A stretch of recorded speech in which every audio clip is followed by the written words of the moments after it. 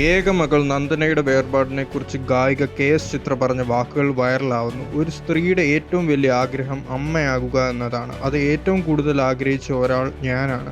ആ ആഗ്രഹം ദൈവം എനിക്ക് സാധിച്ചു തന്നു. എൻ്റെ മകളെ എനിക്ക് കുറച്ചു കാലമെങ്കിലും കൊഞ്ചിക്കാനായി. അവളാണെങ്കിലും നല്ല സ്നേഹമുള്ള മോളായിരുന്നു എന്ന് ചിത്ര പറയുന്നു. 10 വർഷത്തോളം ട്രീറ്റ്മെന്റ് എടുത്താണ് മോൾ എനിക്കുണ്ടായത്. ഇപ്പോഴും ഞാൻ പ്രാർത്ഥിച്ച ആരോഗ്യമുള്ള ദീർഘായുസ്സോടെ ഒരു കുഞ്ഞിനെ എനിക്ക് തരണമെന്നായിരുന്നു.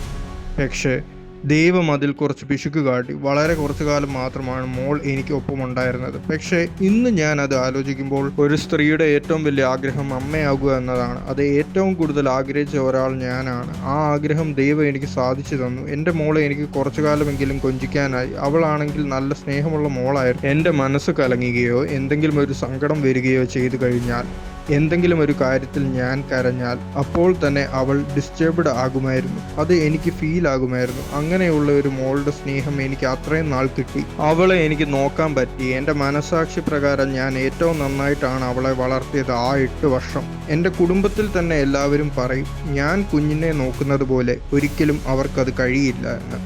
2-3 നേരം പല്ല് തേക്കും, കുളിക്കും. അങ്ങനെ വളരെ വൃത്തിയായിട്ടാണ് ഞാൻ അവളെ വളർത്തിയത്. ഓരോ ദിവസം കഴിയുന്തോറും ഞാനും ഭർത്താവും വളരെ ഡിപ്രസ്ഡ് ആണ്. കാരണം കാലങ്ങൾ കഴിയുന്തോറും ദുഃഖങ്ങൾ മായുമെന്ന് പറയുന്നുണ്ട്. എങ്കിലും നന്ദന എൻ്റെ മനസ്സിൽ നിന്നും 1 ഇഞ്ച് ഇറങ്ങിയിട്ടില്ല. അവൾ അങ്ങനെ അവിടെ സ്ട്രോങ് ആയി തന്നെ നിൽക്കുകയാണ്. ഒരു ദിവസം അവളുടെ പല കാര്യങ്ങളും ചിന്തിക്കാതെ പോകില്ല. എല്ലാ ദിവസവും ഞാൻ എണീക്കുന്നത് അവളെ ഓർത്തുകൊണ്ടാണ്. കരയാത്ത ഒരു ദിവസം പോലുമില്ല. പക്ഷേ എനിക്കും ജീവിക്കണ്ടേ, എനിക്ക് മരിക്കാനാകില്ലല്ലോ.